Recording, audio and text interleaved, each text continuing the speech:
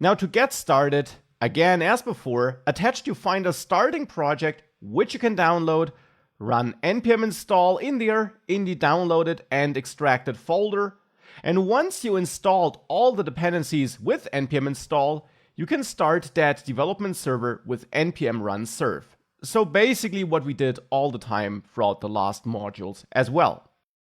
Now we got a huge project to build. And as you can imagine, we'll also use a couple of components to build this project. Because, and I want to really emphasize this here, because that is what Vue and Vue projects are all about, you could say. You want to build a user interface by combining multiple components.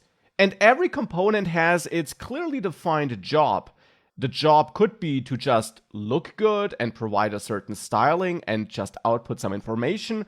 Or the job could be to fetch some user input, show a warning if that input is invalid, or otherwise use that input to generate some data. And we're going to see all those different kinds of components in action in this module here. Now, how do we get started with this kind of project? Well, you might remember the Monster Slayer project we built earlier in this course. And there I also just got started step by step by adding feature after feature. And I want to do the same thing here, and we can always split our code into more components when we got a feeling that a component is getting too big and we might want to split it up. Because that will also be an important part of writing Vue code, that you from time to time re-evaluate the code and split it into smaller pieces to keep it manageable. But with that, enough of the talking. I'll start by adding a components folder in the source folder, because we will need that. And in the source folder, not in the components folder, but in the source folder, I'll also add an app view file, because we'll definitely need that root component, that root Vue application that will hold all our other components in the end. Well, and then I'm going to start by adding a template here in app view. And in that template here, I want to start by outputting a list of dummy learning resources. Later, the user will be able to add his or her own ones, but we'll start with some dummy resources.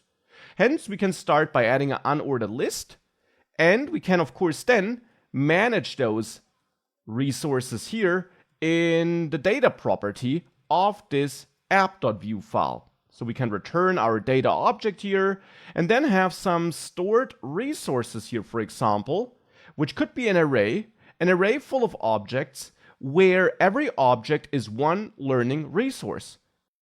And in that unordered list, we could use v-for, the v-for directive, to output those stored resources.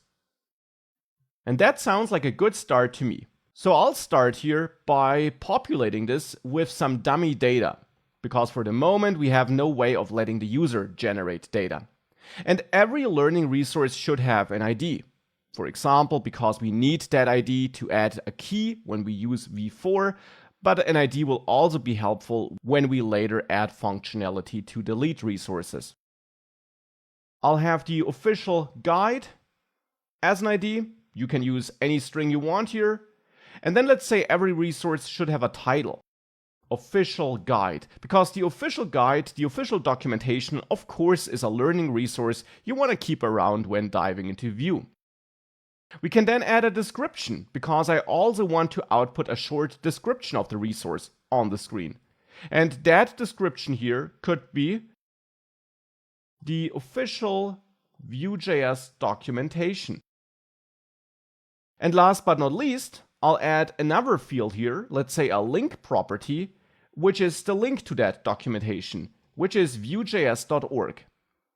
Now that's my first resource with which I want to start. I'll also add a second resource here, and that second resource is Google, because Google is super important if you're learning anything. Because you need to learn to Google. There you will find all the resources you could possibly want. Okay, now we got two dummy resources here, and now we can output them here in our unordered list. And I'm fully aware that this is quite a bit away from the final app we want to build, but we can simply get there step by step by adding feature after feature. So feel free to now output those resources on your own in list items, and potentially also consider creating a separate component for every list item.